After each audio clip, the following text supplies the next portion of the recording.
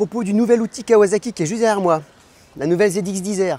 Elle sera disponible très prochainement en France. Vous l'aurez dans les concessions là d'ici la fin du mois de janvier. Pour le moment, à la mi-janvier, Kawasaki nous la présente sous le cagnard. Pas mal. Pour un mois de janvier, c'est plutôt bien. Nous sommes à Sepang, en Malaisie. Il fait plus de 30 degrés. Évidemment, ça donne chaud, surtout quand on va s'occuper d'un appareil tel que celui-ci. Finalement, globalement, effectivement, esthétiquement, la moto, on la reconnaît bien, elle est dans les lignes qu'on connaît bien de la ZX-10R. En réalité, elle change profondément, que ce soit en partie cycle, que ce soit en moteur. Donc gros boulot en profondeur et au final on retrouve une moto qui a surtout changé au niveau de l'ergonomie. C'est très flagrant quand on l'utilise. La selle est un peu moins basse, on est donc moins si bas, les repose-pieds, la distancielle repose-pied est plus sympathique, qui permet de plus charger l'avant, le réservoir est moins volumineux. Et puis il est moins volumineux et d'ailleurs la boîte air a pris pourtant beaucoup de contenance, ce qui participe également donc, au remplissage supplémentaire du moteur.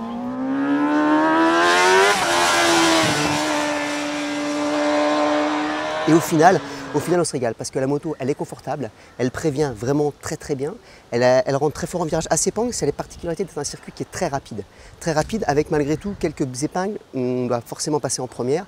Et c'est là où on se rend compte du gros boulot effectué par Kawasaki, puisque sur la boîte de vitesse qui a donc été complètement revue, on a une sélection qui est vraiment précise, qui permet de rentrer la première alors qu'on vient de tirer la fonte 6 dans la ligne droite. Juste là derrière, on arrive à 277 compteurs au bout de la ligne droite.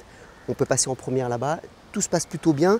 C'est une moto qui est saine, c'est une moto qui est puissante, même si elle est encore bien linéaire, mais ça c'est l'électronique participe bien évidemment à ça. Le moteur n'est pas explosif, un poil creux en bas, le braquet est également long, donc ça participe un petit peu à calmer la moto en bas, mais par contre, toute la montée en puissance, le moteur est rempli et onctueux avec du coffre et une électronique qui lisse tout ça, avec une entrée en action du traction control très précise, très lisse.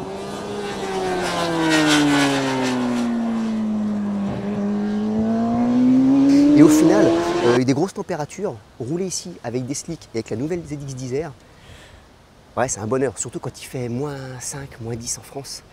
Et puis enfin, juste un petit hommage à Marco Simoncelli. Voilà, j'ai pas pu résister.